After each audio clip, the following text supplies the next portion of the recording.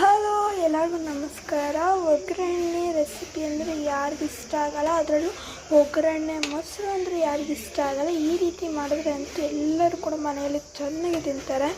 ಈ ರೀತಿ ರೆಸಿಪಿ ನೀವು ಒಂದ್ಸರಿ ಮಾಡಿಕೊಡಿ, ಅವ್ರಿಗೆ ತುಂಬ ಚೆನ್ನಾಗಿರುತ್ತೆ. ಇದಕ್ಕೆ ಬೇಕಾಗಿರೋ ಐಟಮ್ಸ್ ಏನೇನು ಅಂತ ನೋಡ್ಕೊಬರೋಣ ಬನ್ನಿ.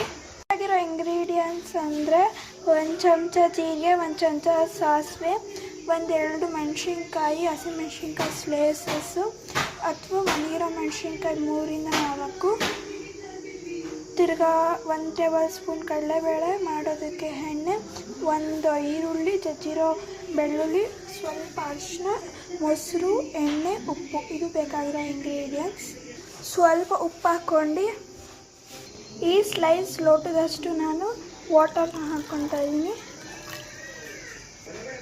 ಇವಾಗ ಚೆನ್ನಾಗಿ ಮಿಕ್ಸ್ ಮಾಡ್ಕೊತಾ ಇದ್ದೀನಿ. ನೀರು ಮತ್ತು ಸ್ವಲ್ಪ 2 ಟೇಬಲ್ ಸ್ಪೂನ್ ಅಷ್ಟು ಉಪ್ಪು ಹಾಕ್ಕೊಂಡು, ನಿಮ್ಗೆ ಎಷ್ಟು ಬೇಕೋ ರುಚಿಗೆ ಅಷ್ಟು ಉಪ್ಪು ಹಾಕ್ಕೊಳ್ಳಿ. ನೀವು ತೊಗೊಂಡ್ರೋ ಮೊಸರು ಮೇಲೆ ಡಿಪೆಂಡ್ ಆಗುತ್ತೆ. ನೀರು ಕೂಡ ಅಷ್ಟೇ. ನಿಮಗೆ ಜಾಸ್ತಿ ತೆಳ್ಳಗೆ ಬೇಕು ಅಂದರೆ ತೆಳ್ಳಗೆ ಮಾಡ್ಕೋಬೋದು, ಅಥವಾ ನಿಮಗೆ ಗಟ್ಟಿ ಬೇಕು ಅಂದರೆ ಗಟ್ಟಿ ಮಾಡ್ಕೋಬೋದು.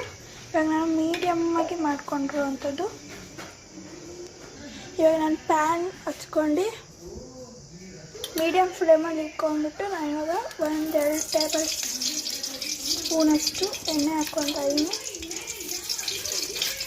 1 ಟೇಬಲ್ ಸ್ಪೂನಷ್ಟು ಕಡಲೆಬೇಳೆನ ಹಾಕ್ಕೊತಾ ಇದ್ದೀನಿ.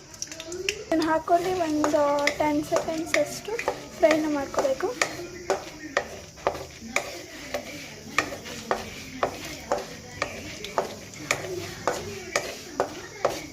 ಯಾರು ಮೊಸರು ತಿನ್ನಲ್ವೋ ಅವರೆಲ್ಲ ತಿನ್ನುವಂಥ ಈ ಅಡುಗೆ. ಇವಾಗ ಜೀರಿಗೆ, ಸಾಸಿವೆನ ಹಾಕ್ಕೋಬೇಕು. ಇದನ್ನು ಅಷ್ಟು ಒಂದು 10 ಸೆಕೆಂಡ್ಸ್ ಅಷ್ಟು ಫ್ರೈ ಮಾಡ್ಕೊಳ್ಬೇಕು.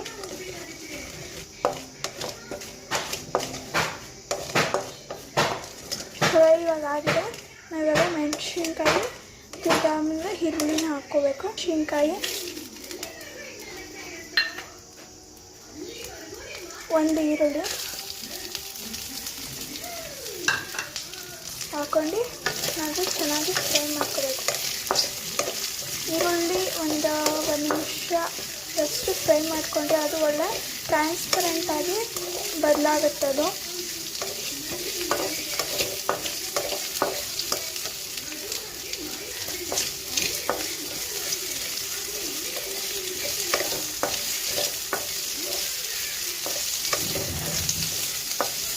ನೋಡಿ, ಅವರೇ ಸಪರೇಟ್